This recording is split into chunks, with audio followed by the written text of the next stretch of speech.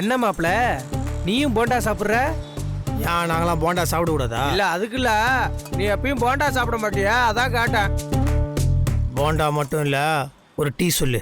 பாரா அண்ணே 2 டீனே ஸ்பெஷலா. சரிப்பா. பொண்டாட்டி இல்லாதவன் போண்டா டீ சாப்பிட வர்றான். பொண்டாட்டி இருக்கிற நீங்களாம் ஏன்டா போண்டா டீ சாப்பிட வரீங்க?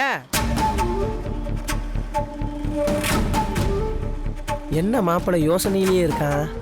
தம்பி டீ ரெடி? ஆ இந்தாப்பா. இந்தா மாப்பிள.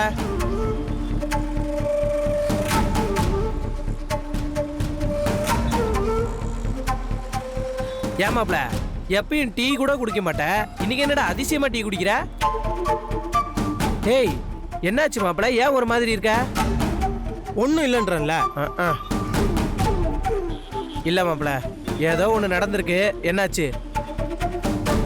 அட சொல்லேன்டா, என்னாச்சு? அதான்டா, அது ஈவெண்ட் மேனேஜ்மெண்ட் மேட்ரு. ஆர்டர் கேட்டு போனோம், எங்கேயுமே கிடைக்கல. அதான் இதெல்லாம் வானா விட்லான்றேன், கேட்கவே மாட்டேங்கிறாங்க.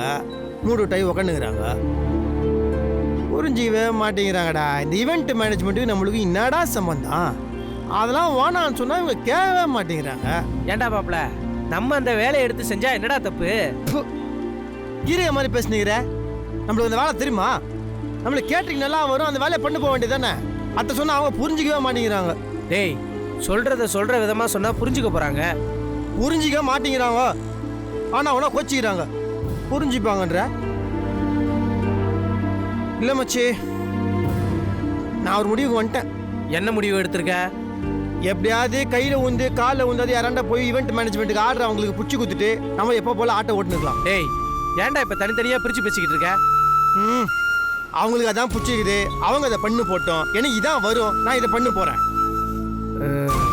சரி, நீ சொன்னா எல்லாம் சரியா தான் இருக்கும். நல்ல விஷயம்தான் மாப்பிள. ஆனா ஆர்டர் கிடைக்கல நீ தானடா இப்ப சொன்ன. எக்ஸ்பீரியன்ஸ் வேணும் அது வேணும்னு நீ தானே இப்ப சொல்லிக்கிட்டு இருந்த. அப்புறம் எப்படா நமக்கு ஆர்டர் கிடைக்கும்? இங்க வர்றா மாப்பிள, புருஷனும் பொண்டாட்டியும் ஒரே வேலையை பார்க்க கூடாது.